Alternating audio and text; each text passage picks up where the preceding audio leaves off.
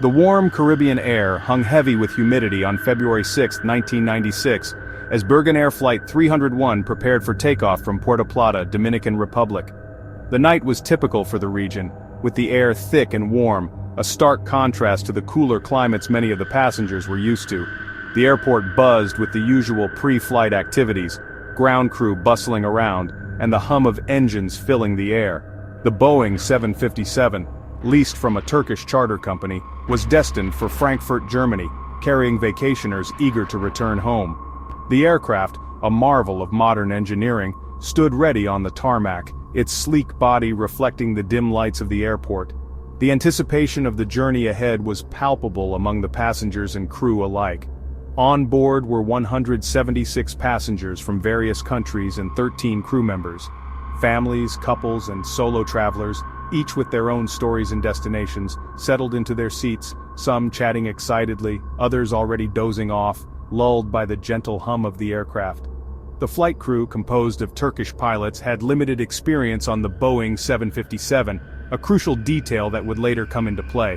The captain, an experienced aviator, had thousands of flight hours under his belt, but his familiarity with this particular aircraft was limited. His co-pilot, though competent, was also relatively new to the Boeing 757. The weather in Puerto Plata was typical for the tropics, warm, humid, and with the potential for sudden thunderstorms. The tropical climate, while beautiful, could be unpredictable, with weather conditions changing rapidly.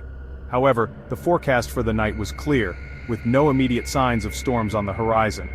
However, on this particular night, the skies were overcast as the Birgenair 757 taxied to the runway. Rain drizzled steadily, forming small rivulets on the tarmac, and the absence of moonlight left the landscape shrouded in darkness. The aircraft moved smoothly, its engines humming, as it made its way to the designated takeoff point, the runway lights cutting through the gloom. The flight crew went through their pre-flight checks, unaware that a tiny, seemingly insignificant instrument on the exterior of the aircraft was poised to set off a catastrophic chain of events. This instrument, a pitot tube, was crucial for measuring the aircraft's airspeed. Unbeknownst to the crew, it had been blocked, likely by a wasp or other small insect, during the aircraft's time on the ground. This blockage would lead to erroneous airspeed readings, setting the stage for a tragic sequence of events that would unfold shortly after takeoff. As Flight 301 climbed into the night sky, the atmosphere in the cockpit was calm and routine. The pilots, seasoned professionals, were performing their standard procedures, ensuring everything was in order for a smooth flight. However, the tranquility was short-lived. The first signs of trouble emerged when the pilots received conflicting airspeed readings on their instruments. This was not just a minor glitch, it was a significant anomaly that demanded immediate attention. The airspeed indicators are crucial for safe flight operations, and any discrepancy can lead to serious consequences. One instrument indicated the aircraft was going too fast, while another showed it was going too slow. This conflicting information created a sense of unease among the crew. They knew that relying on incorrect airspeed data could lead to dangerous situations, such as stalling or overspeeding. This discrepancy, a clear warning sign of a serious problem, sowed the seeds of confusion in the cockpit. The pilots began to discuss the possible causes, trying to troubleshoot the issue while maintaining control of the aircraft. Their training and experience were put to the test as they navigated this unexpected challenge. Unbeknownst to the crew, the pitot tube responsible for measuring airspeed had likely become blocked. The pitot tube is a small but vital component of the aircraft's instrumentation system. It measures the dynamic pressure of the air, which is then used to calculate the airspeed. Insects, known to nest in these small tubes, were later suspected to be the culprit.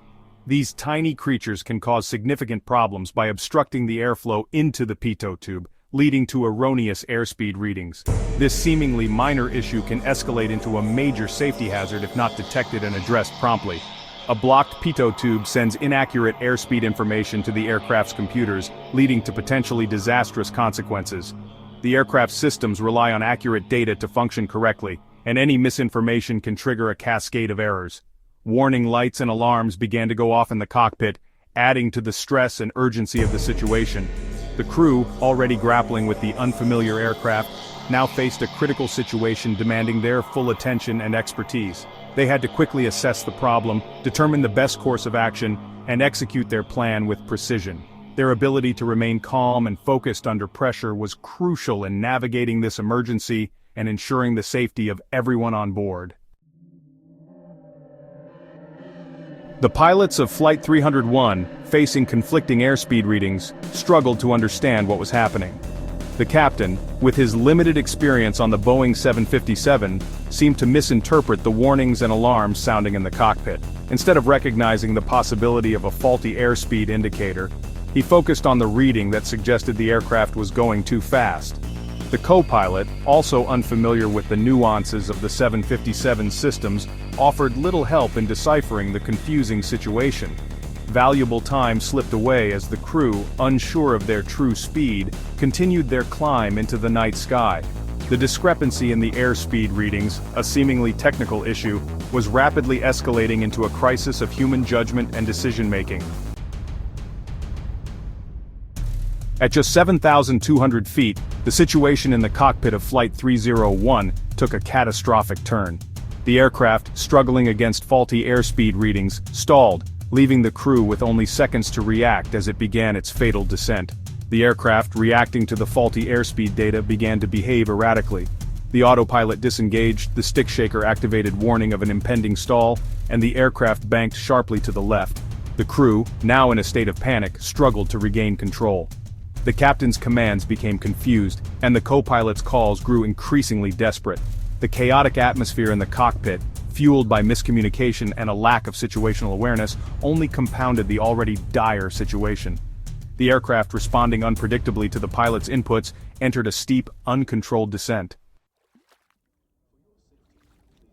Flight 301, caught in a deadly downward spiral, plunged towards the dark waters of the Atlantic Ocean. The night was pitch black, and the ocean below was an unforgiving abyss.